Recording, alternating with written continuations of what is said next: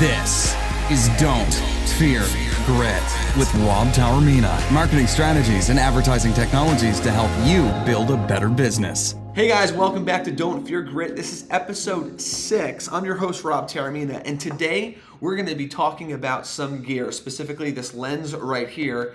Last time we were with Mark, he's a resident sort of like gearhead, gear expert. We were talking about the Sony a7 III. Today we're going to be talking about a lens that we are going to be using with that camera, and we're going to be doing unboxing right here. This is the 85mm lens from Sony, the G Master. And as I'm opening up this box, Mark, why don't you just go ahead, tell us a little bit about this lens, what makes it so special. All right, so the Sony 85mm f1.4 is a great lens. It's a prime lens, so it means no zooming. It's a set focal length.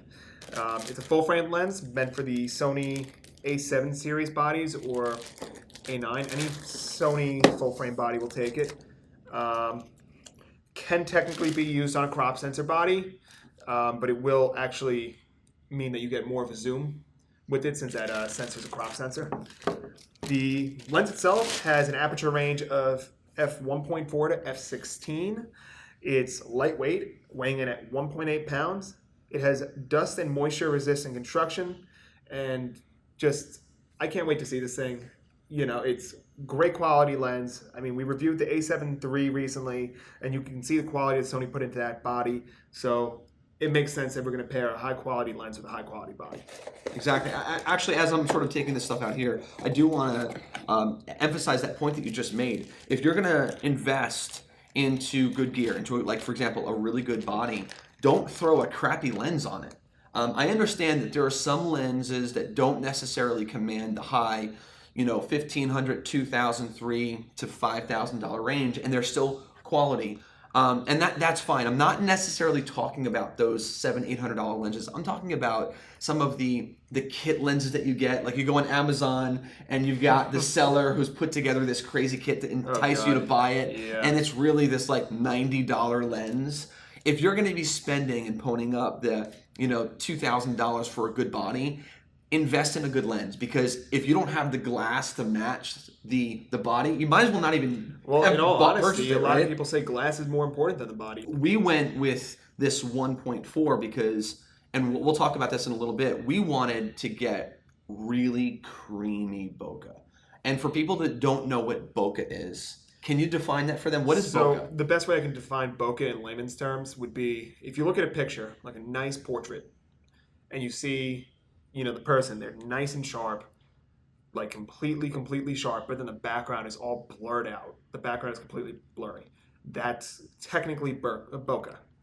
Yeah, so you'll see that a lot. Like, let's say you're on Instagram, right? And you're scrolling through, you're seeing some of these celebrity shots where they're like super sharp. They're popping off this image. The background has this blurry effect to it, and you're thinking maybe this is an Instagram filter. It's not. This is shot. That's bokeh, and that's shot by a really good photographer using really good gear and using a lens. It's not the body, right? It's the lens that's enabling the photographer to get that amazing shot. Exactly. This is why you add different lenses in your arsenal. You don't just stick to one lens. And that's sort of another point. So the first point is if you're going to be investing into a really good body, invest in some good glass. Additionally, invest into a series of different types of lenses, because it's going to lend to different shots, different environments, right? You don't want to stick to one lens to try to do everything for you. And to add to it, if you're working as a team, let's say you're doing wedding work, you have one guy with a telephoto lens, absolutely, you have one guy with your basic zoom, and if you have a third man, you have a prime guy. Absolutely. But typically you want to have someone that can focus on more of a farther perspective, someone that can capture the prime.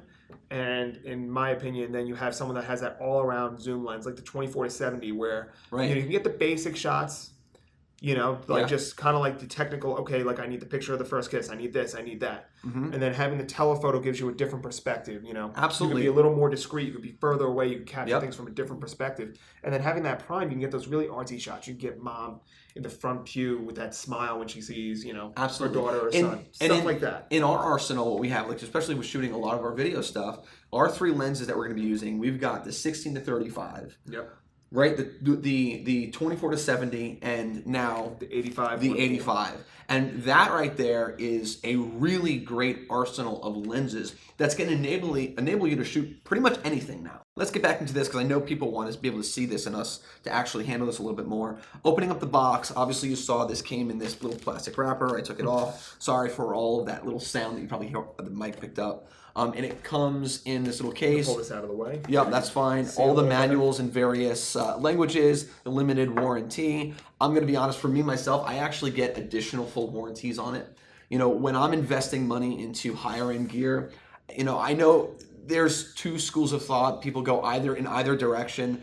When it comes to things I'm investing, you know, $2,000 on, I'm going to get the additional warranty and extend it out a little bit more. I want to protect it. You know, think of it like your car, right? You're not going to buy a brand new car and not insure that thing and protect it. You're going to invest money into making sure that this is protected. So this is not your $400 or $500 lens, which I wouldn't get the additional warranty on. This, I pull the trigger on. So what are some of the applications where you're going to want to turn to your 85mm lens?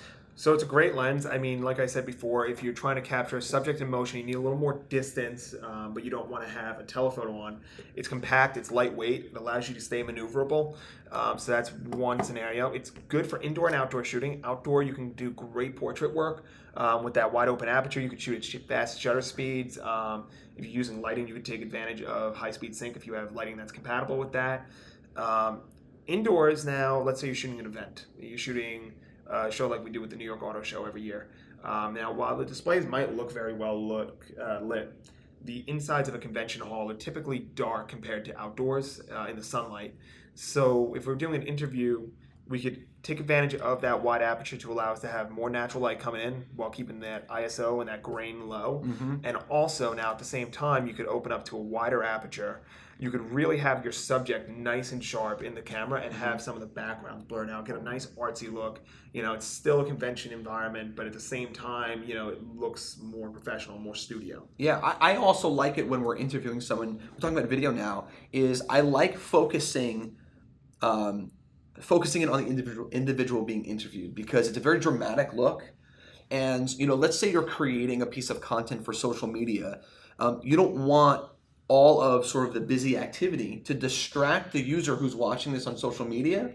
You want them to intentionally see one particular item, whether it be, you know, us shooting a lens or us shooting a car, or if it's an interview. We want the user, because their attention spans are really short, to focus in immediately, right? We don't want their eyes to get distracted. So for me, I like having creamy bokeh in that case. Now, I know that if there's lots of movement, it could distort it a little bit, right? So that's why it's important to, you know, make sure you're setting up your angles right so that really doesn't happen. But I like that ability, and I think this lens right here, the 1.4 85mm, is going to give me the creamiest bokeh, that creamiest, smoothest blurred background, and it's going to create a really dramatic shot. I mean, if you think about it, I mean, as a photographer, personally, if I was setting up any shot with this, you know, lens in a busy environment, I'd probably go for like a bust. You know, I'd probably go from about here up, follow the rule of thirds, have some negative space,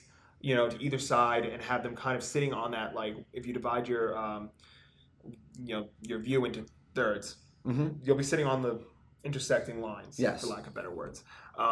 So following the rule of thirds, you could frame a great shot like that. You'll have movement in the background, but it won't be in focus. So you're not going to be like, okay, who's that person walking in the background? But it'll, you know, kind of give it like like they're somewhere, you know? Yeah. Which is going to be a really cool look, but you're still focused on your subject. Your subject is still, you know, the focus between your lighting and your what's actually in focus, and it's going to make a very dramatic, very cinematic look. I agree. So it boils down to this. I mean, here's my conclusion in this lens. I love it. I like how lightweight it is. I like how portable it is. For us, we do a lot of shoots that require us to be mobile and have sometimes heavy gear, although it's good for certain situations. But for me, that's a big variable always, is to maintain mobility. This gives me the mobility, but gives me sort of the sort of like high-end look that I'm going for. So this lens is definitely a lens that is good for almost anyone, whether you're professional or not a professional. I highly recommend this lens be in your sort of arsenal of lenses that you have. Now, however, if you are a professional, I'll go on a limb and I will be as aggressive as saying you must have this lens. In fact, you must have multiple lenses. If you're a professional, I'm sorry, you can't get away with just having one lens for every scenario. I think if you're a professional and you're serious about making a career, about being a photographer or a videographer, then you need to invest in glass, in multiple glasses. Now, let me ask you something. What would you say are the 3 lenses that all professional photographers or videographers should have? You need a good all-around zoom lens. My personal favorite is 24 to 70. You need a prime lens, in my opinion. Like this one? Such as that. Another good option is a 50 millimeter, but this one will give you a little bit of a creamier bokeh because of that extra focal length. So you get a little more bang for your buck with that one, as long as you're in the situations where you can use it, where you have the space to use it.